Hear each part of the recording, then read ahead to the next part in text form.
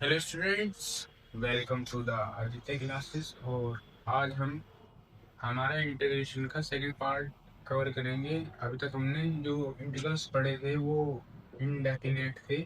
अब part start करेंगे वो है डेफिनेट इंटीग्रल्स का। मोस्ट इम्पोर्टेंट पार्ट है कोर्स में, हमेशा यहाँ से ज्यादा क्वेश्चन पूछे जाते हैं, इनडेफिनेट से कम आते हैं। ठीक है, तो चलिए आज का ये लेक्चर स्टार्ट करते हैं।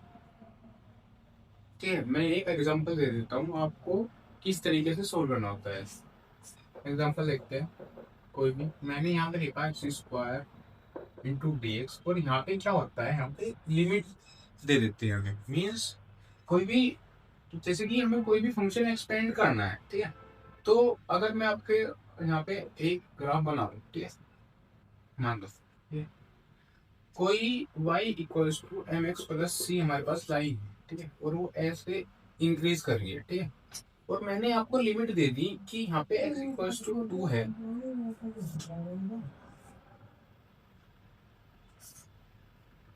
यहाँ पे मैंने आपको लिमिट दे दी, यहाँ पे x इक्वल्स टू है और यहाँ पे x इक्वल्स टू 3 एंड 4, ठीक है।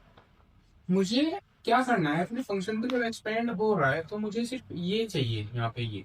तो इसमें होता है हमारा डेफिनेट इंटीग्रल यूज। ठीक है, मैं क्या करूंगा, ये हमारी लिमिट होती है, ये हमारी अपर लिमिट है, ये हमारी लोअर लिमिट है। ठीक है, कैसे लिखी जाती है, जो हमारी लोअर लिमिट है वो नीचे लिखी जाती है। यहाँ पे x इक्वल्स टू 4 मैं यहाँ पे लिखूंगा, x इक्वल्स टू 2 यहाँ पे। ठीक है, प्रॉपर नोटेशन इसकी ऐसे होती है, 2 4 x square into d x. एक आपको डेफिनेट इंटीग्रल इस टाइप में लिखा हुआ दिखेगा।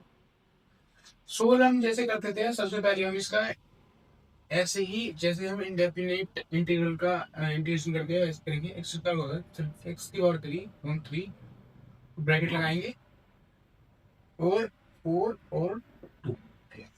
इस बार हम सी नहीं ऐड करेंगे क्योंकि हमें पता है हमें कहाँ से कहाँ तक अपने फंक्शन को एक्सपेंड करना है।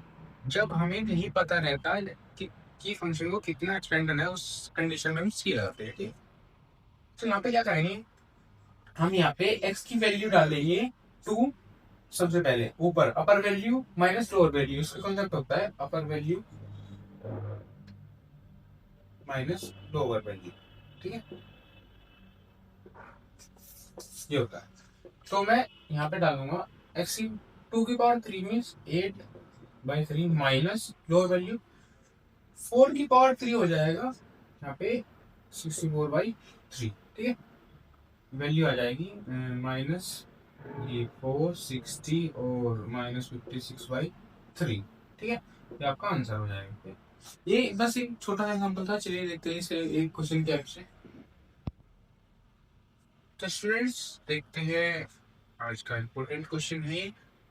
जैसे कि पहले ही बता चुका हूँ पहली वीडियोस में कि मैं सभी क्वेश्चन नहीं कराता, जो हार्ड क्वेश्चन होता है किसी भी एक्सरसाइज में मैं करा देता हूँ। आसान क्वेश्चन आप खुद से कर सकते हो।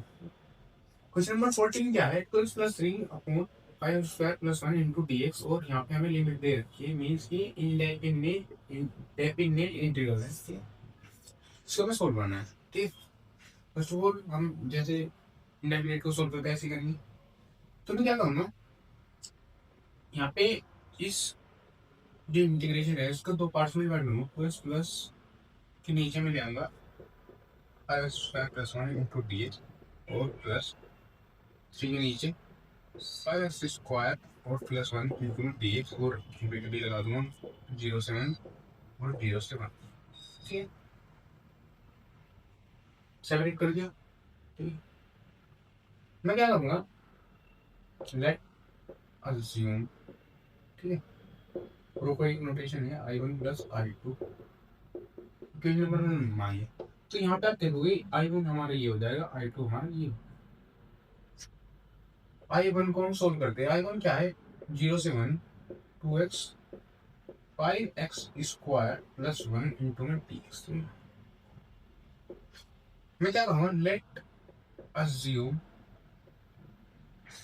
g equals to 5x square plus 1 dt equals to क्या आ जाएगा, यहाँ पे मैं क्या करूँगा 5 into 2x plus into d x, और प्लस में 1 का हो जाएगा 0। मैंने ऐसे क्यों करा, देखो 2x into d x, 2x into d x. ठीक है, तो मैं क्या करूँगा two x into d x इधर रखूंगा और डी टी बाई फाइव कर सकता हूँ, नीचे आ जाएगा, और two x into d x means मैं क्या कर सकता हूँ, two x into d x की जनाफन में डी टी बाई फाइव लिख सकता हूँ। ठीक है, क्वेश्चन को ट्रांसफॉर्म करके यहाँ पे आई वन इक्वल्स टू हो जाएगा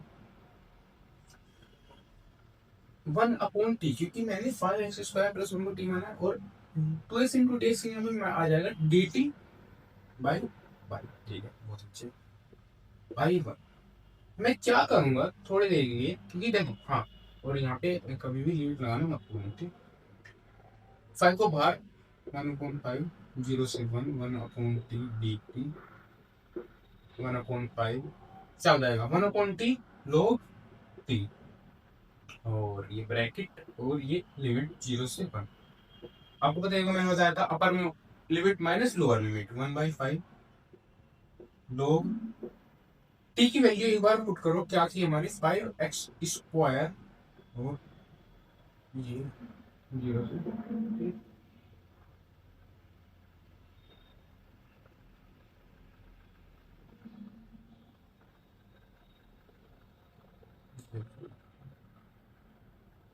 आई one equals to one by five.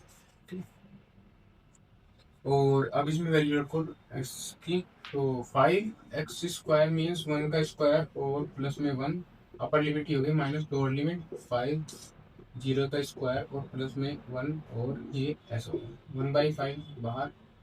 तो कहते हो क्या हो जाएगा, तो यहाँ पे लोग क्या हो जाएगा, फाइव प्लस वन और माइनस लोग, और ये हो जाएगा फाइव जीरो और लोग वन बाई फाइव, लोग सिक्स और लोग वन वैल्यू इतनी जीरो, क्या हो जाएगा वन बाई फाइव लोग सिक्स।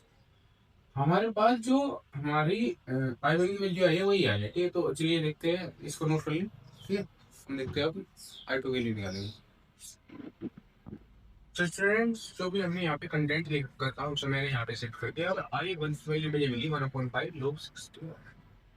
चलिए देखते हैं आई टू की वैल्यू क्या है हमारे पास। आई टू हमारे पास था ये था जीरो से वन और थ्री, फाइव एक्स स्क्वायर और वन इंटू डिक्स, थ्री को बाहर ले आऊँगा, वन और one upon five x square और प्लस वन इंटू डिक्स।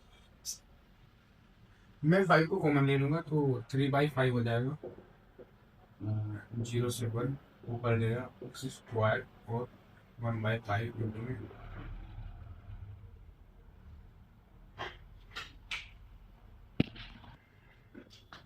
ठीक है, तो यहाँ पे क्या होगा, x square plus one by five into D.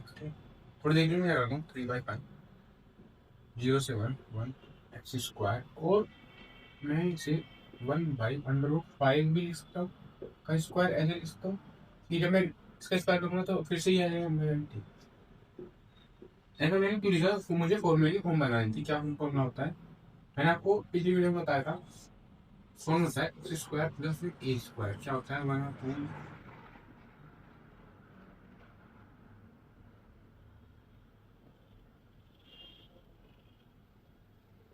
Form होता है एक्स स्क्वायर प्लस ए स्क्वायर का वन अपॉन एट इंटू में ten inverse x by x plus ठीक। यहाँ पे देखो एक्स स्क्वायर प्लस में ए स्क्वायर। ठीक, मैं क्या करूँगा, यहाँ पे फॉर्मूला जीरो से वन। ठीक है, तो क्योंकि अभी डायरेक्ट हमें फॉर्मूला लगाना है, bracket one upon A means one by one और root one, root one upon A. ठीक, टेन इनवर्स एक्स और वन बाई जीरो से वन, और सी तो आएगा नहीं।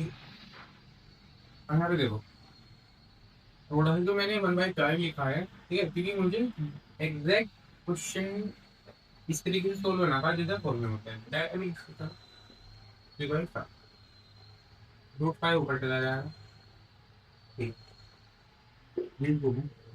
टेन इनवर्स, और ये रूट फाइव ऊपर चला जाएगा, रूट फाइव। ठीक है, और जीरो से वन। अब यहाँ पे हम वैल्यू डाल देंगे, रूट फाइव टेन इनवर्स और रूट फाइव और इंटू में 1, ठीक है, और माइनस 10 इनवर्स और 0, और इंटू में रूट 5 लिख देता हूँ। अब देखो ये बाई रूट 5, ठीक है।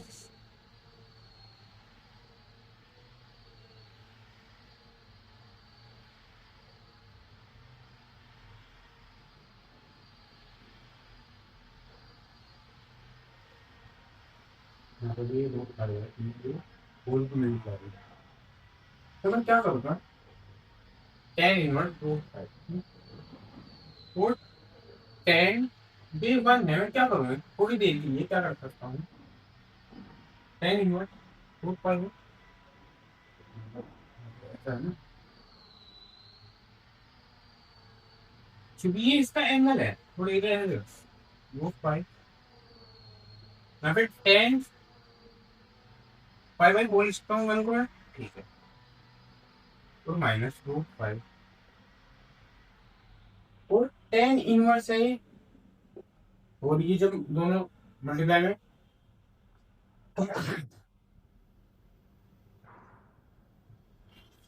जीरो हो जाएगा, तो मैं क्या लिखूंगा, 10 जीरो कब देता है हमें, 0 देती, तो मतलब क्या हुआ, 3 बाई रूट 10 इनवर्स से क्या हो जाएगा 10, ठीक, तो यहाँ पे बचेगा इंटू में रूट 5 इंटू में 5 बाई 4 और माइनस में, क्योंकि रूट 5 और यहाँ पे आ जाएगा 0, 10 फिर 10 इनवर्स कैलकुलेट दिस, वैल्यू क्या आएगी 3 बाई 5, 5 इंटू रूट 5 5 और 5 बाई 4 और 0 हो जाएगी 0, 3 बाई 5 इंटू में 5 बाई 4 इंटू में 5, 5 से 5 3 5 बाई 2 के लिए हमारी आई 3 5 बाई 4।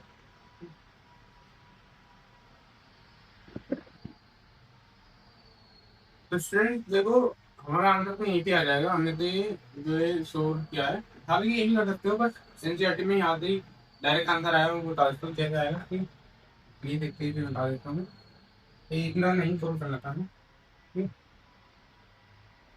क्या था आंसर, यहाँ पे क्योंकि इसकी वैल्यू 0 आ रही है और यहाँ पे हो जाएगा 3 बाई 5 इंटू में रूट 5 10 इनवर्स रूट 5 और 0 और यहाँ से आ जाएगी I two value by 3 by root 5 10 inverse और 2, इसे हम क्या मान लेते हैं थर्ड इक्वेशन, इसे मैं सेकंड मान लेता हूँ और हमारी फर्स्ट की हमारी आई वाई 5, तो ये इसका फाइनल आंसर दे देते हैं, हमने माना था इक्वल्स टू I1 प्लस में I2, हमारे पास I1 और I2 वैल्यू निकाल चाहिए बाई इक्वेशन लिखते हैं ना, सेकंड एंड थर्ड की हेल्प से आई की वैल्यू दे रहे हैं 1/5 log 6 और प्लस में 3 बाई रूट 5 और 10 इनवर्स और रूट 5, ये आपका आंसर।